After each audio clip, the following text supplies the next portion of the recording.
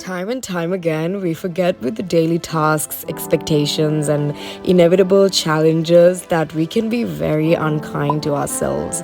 As of late, I have been paying a lot of attention to my inner dialogue and reminding myself that I still carry that little girl who looked at the world in such a pure and beautiful lens, and that she still continues to live through me in all the discoveries that I witness.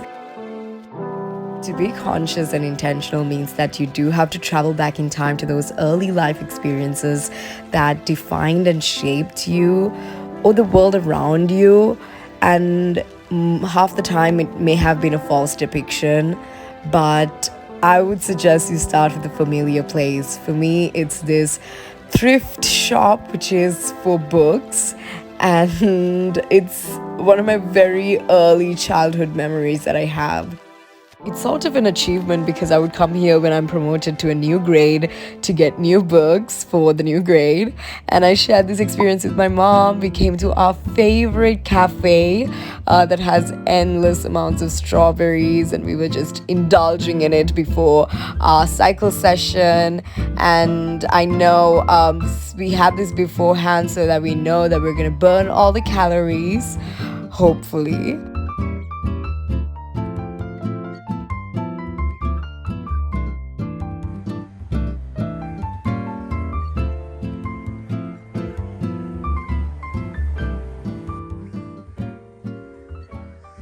Cycling has become an official de-stressor for me, my friends, and my mom, who thought she forgot how to cycle at one point in her life, but muscle memory is so fabulous that she's a pro, she's better than me, and we do it almost every now and then when we can.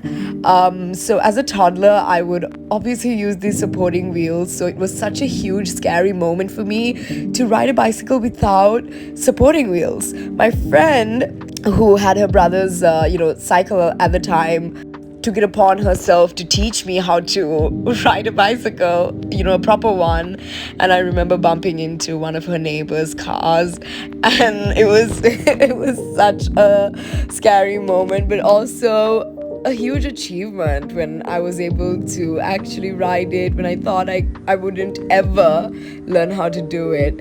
And then after a while, I think that was when I was 11 years old, and then, fast forward to 10 years, COVID hit, and I think I was looking at different activities. I think I appreciated doing a lot of more outdoor activities and kind of finding ways to entertain myself while also tapping into more purposeful, mindful practices. And I found that cycling was one of those things that was really such an energizing activity for me. I'm gonna do a quick haul.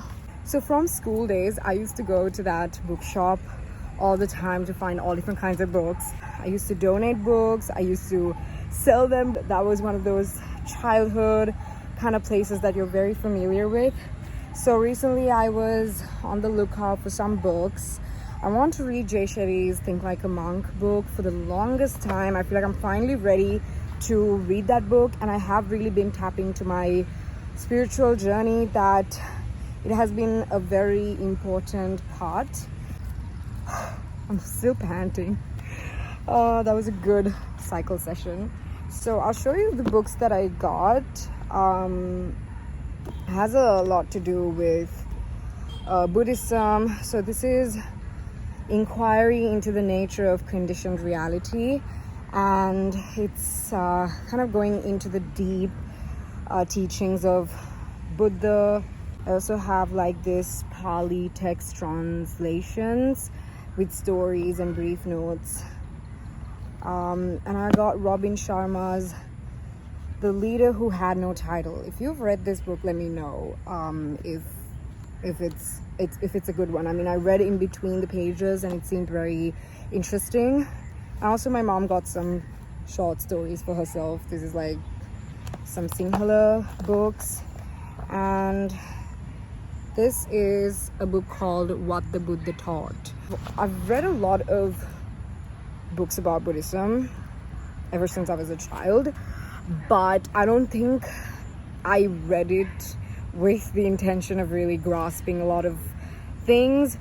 So I feel like I'm a little bit more mature and have more deeper context as to what I'm reading and what I'm understanding with life's experience, you know. I've been really reading that type of books that taps into my spirituality a lot. Okay, so along with the books, I also got this strawberry jam from the cafe that we were in. Jagro has a lot of strawberry plantations, and I see real like strawberries inside this jam, so I'm expecting this to be like really good.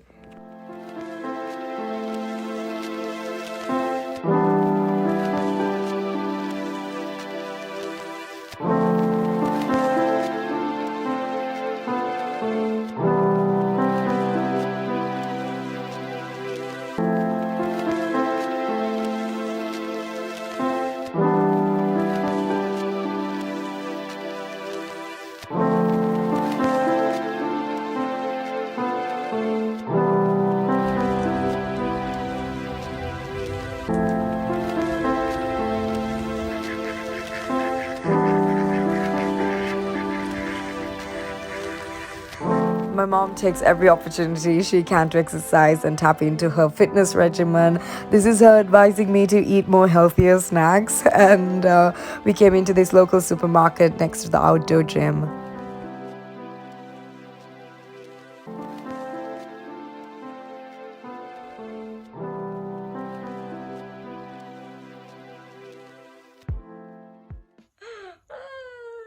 Say hello to the newest family member. So Bonnie has been feeling a little lonely, and we thought that maybe he just needs some company, so we have Timothy now. I wanted to quickly come here before I end this video to show you a few of the snacks that I got from this local supermarket. So I have been having the need to snack a lot lately. Maybe because I'm not getting enough calories from my meals, or maybe it's also because I've kind of built this unhealthy habit of coming home and binging for like 2 hours, 3 hours, and I reach out to have snacks a lot.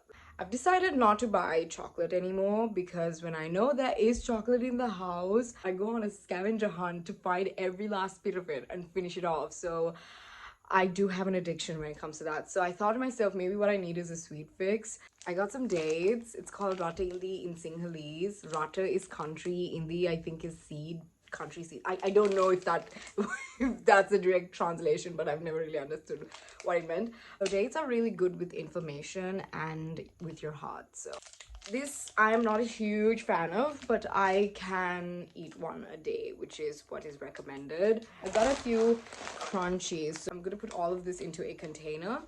Now I know that crunchies means that it doesn't really have a lot of good things remaining in it, but this is banana chips, and I have some cassava chips. I've loved this as a kid. It's something I cannot ever get rid of. I found containers. I'm gonna add everything into one, so it's like a mixture of everything. I also have a mixture. This has like nuts and little cassava chips, curry leaves.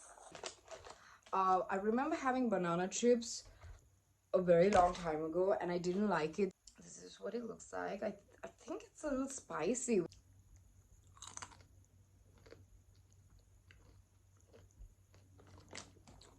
Oh my god.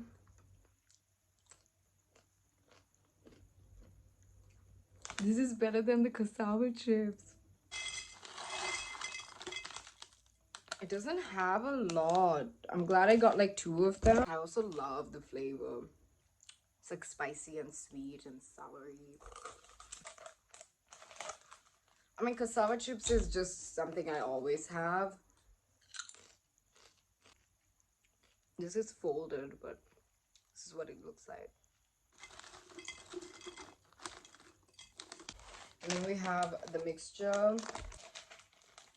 It's like these little chips. And this is a chickpea. It's like a fried chickpea.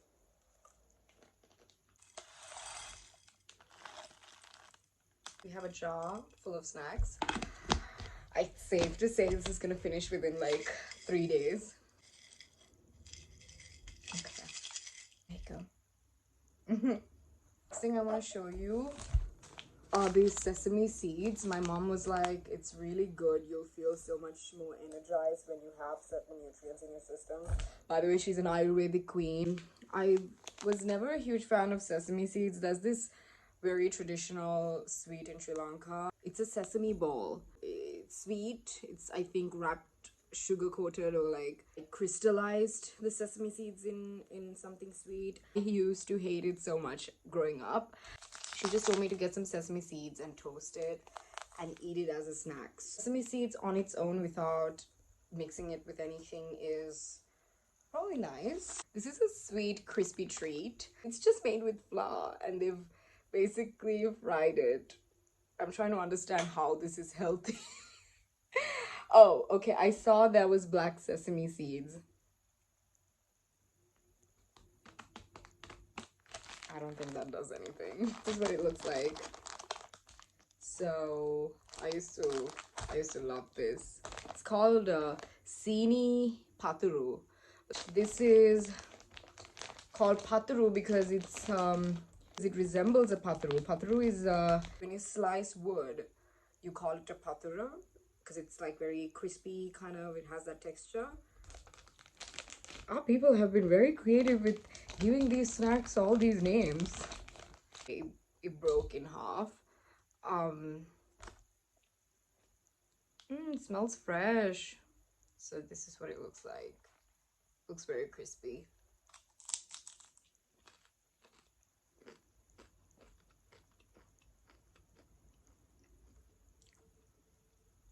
I've tried this without the sesame seeds, but I understand why they've put it because there is that flavor and I actually like it. I so badly want to mix this with this, but there's not enough space. The next thing I want to show you is kosposha. It's basically a cereal made out of jackfruit, and jackfruit has so much of nutrients, protein, vitamins. I want to know what this tastes like, but I can't make a cereal right now because it's like almost midnight.